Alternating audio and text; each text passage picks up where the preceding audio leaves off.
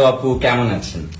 এই তো ভালো। আমরা যমুনা টিভিতে অলওয়েজ ভালোই থাকি, সবার নজরে থাকি, সবার ফোকাসে থাকি অ্যাজ অলওয়েজ। আপু, আমি একটা প্রশ্ন করতে চাচ্ছিলাম। অবশ্যই।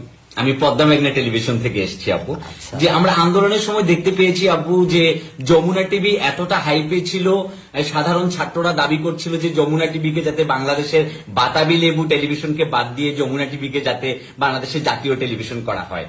তো সেই জায়গা থেকে মনে হয়েছে যে মানে যমুনা টিভি দুর্দান্ত করছে বাংলাদেশের সমস্ত জায়গা থেকে, মানে যেভাবে সত্যকে, নিরেট সত্যকে যমুনা টিভি তুলে আনছিল, এটা মানে সবার ভেতরে একটা দারুণ একটা ব্যাপার হচ্ছে, কাজ করেছে। তো আপু, আমি আসলে যে প্রশ্নটা রাখতে চেয়েছিলাম সেটা হচ্ছে যে গতকালকে আপনাদের যমুনা টেলিভিশনের পর্দায় দেখতে পেলাম যে এই হাসনাত আব্দুল্লাহ, যে ছাত্র বৈষম্য বিরোধী ছাত্র আন্দোলনের সমন্বয়ক, তো তার সাথে আপনার কথোপকথন হচ্ছিল যে যেই লাউ সেই কদু।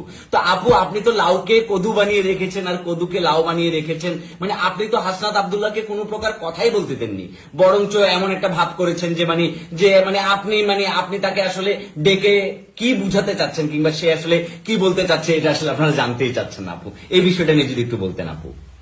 First of all, I love to do cooking. আচ্ছা আচ্ছা কুক করতে খুব ভালোবাসে। আচ্ছা আচ্ছা আমার কাজ হচ্ছে কুকিং করে দেওয়া। আচ্ছা আচ্ছা যাকে পাই, যখন পাই, তখন পাই। আমার খেলা হচ্ছে খেলে দেওয়া, আচ্ছা আচ্ছা একদম কাউন্টার দিয়ে ভরে দেওয়া, সে যেই হোক। আচ্ছা আচ্ছা এটাই হচ্ছে ব্যবসা। তো আপু, বিষয়টা অনেকটা এরকম হয়ে গেল না যে ওই রসিক ভোজন নাকি যেন একটা কথাবার্তা বলে। Who cares? আমার প্লটে আমি রাজা, আমার রাজ্যে আমি রাজা। যেই আসবে তাকেই ভরবো, যেই আসবে তাকেই ভরবো, যেই আসবে তাকেই ভরবো। তাহলে এটা কি আপনাদের কোনো ধরনের একটা ব্যবসা কিনা আপু, এটা বিষয়টা? আনলে আমরা মার্কেটে কিভাবে থাকবো? যেদিকে ওজন ওদিকে ভোজন। মানুষ কি চাই, মানুষ কি শুনতে চায়, তার এগেইনস্টে না গিয়ে তার পক্ষে গিয়ে কাউন্টার কোয়েশ্চেন রেখে ঠেলে দিতে হবে। কিন্তু আমাদের পদ্মা মেঘনা টেলিভিশনের পক্ষ থেকে আমরা যেটা বলতে চাই আপু, এই যে হাসনাত আব্দুল্লাহ, তারপর সার্জিস, তারপর হচ্ছে নাহিদ, তারপর হচ্ছে আপনার আরো অন্যান্য যারা আছে আর কি, আসিফ থেকে শুরু করে সবাই যেই লেভেলের বিপ্লবী একটা ভূমিকা রেখে হচ্ছে স্বৈরাচার সরকারের পতন ঘটিয়েছে, তখন তো আপনারা তাদেরকে বেশ বাহবা দিলেন। তো এখন আপনারা আসলে কি প্রত্যাশা করছেন, যে তারা এই 10 দিনেই কি দেশকে ঠিক করে ফেলবে?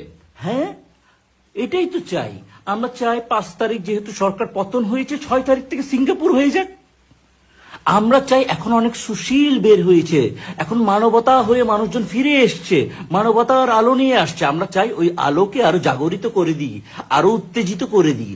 তাই আমরা এই কাউন্টার কোয়েশ্চেন গুলো দিয়ে তাদেরকে মোরাল আরো ডাউন করে দিচ্ছি। তাহলে আপু, আপনারা যেটা করতে পারেন সেটা যমুনা নামটা পাল্টে আসলে আপনারা কি যমুনা অয়েল কোম্পানি রাখতে পারেন। যদিও যমুনা অয়েল কোম্পানি আমরা দেখেছি, দেখতে পাচ্ছি। এটা কিন্তু আমি মানতে পারলাম না। এটা হচ্ছে আমাদের ব্যবসা, এটা একটা বিজনেস, একটা বাংলাদেশ। মানে যেদিকে হাওয়া সেদিকেই ছাতা নাকি? বাংলাদেশে যদি আপনার থাকতে হয়, বাঁচতে হয়, বাংলাদেশের মানুষের ভালোবাসা পেতে হয়, তাহলে ভালোবাসার সাথে ভালো লাগানো যদি লাগাইতে হয়, তাহলে তাদের মতো করে লাগাইতে হবে। আমরা যেদিকে ওজন ওদিকে ভোজন, এটাই হচ্ছে। তবে আপু, আপনারা যেহেতু এতটাই ভোজন রসিক, আপনাদেরকে একটা কথা বলতে চাই, যে জনগণ আপনাদেরকে মাথায় তুলে নেচেছিল, আপনাদেরকে জাতীয় টেলিভিশনের মর্যাদা দিতে চেয়েছিল, সেই ছাত্ররা যদি আবার চায়, আপনাদেরকে কিন্তু টেনে হিস্ট্রি আপনাদের প্যান্টও খুলে দিতে পারবে।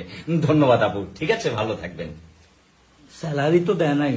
স্যালারি বা একই কাউন্টার কোয়েশ্চেন খেলে আমার স্যালারি